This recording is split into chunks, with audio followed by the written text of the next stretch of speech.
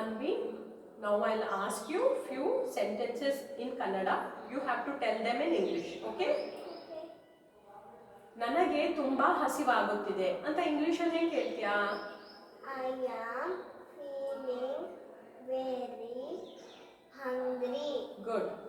ನನಗೆ ತುಂಬಾ ಬಾಯಾರಿಕೆ ಆಗುತ್ತಿದೆ. I am feeling very thirsty. Very good. ನನಗೆ ತುಂಬಾ ನಿದ್ರೆ ಬರುತ್ತಾ ಇದೆ. I am feeling very sleepy. Very good. ನನಗೆ ತುಂಬಾ ಸುಸ್ತಾಗಿದೆ. I am feeling very tired.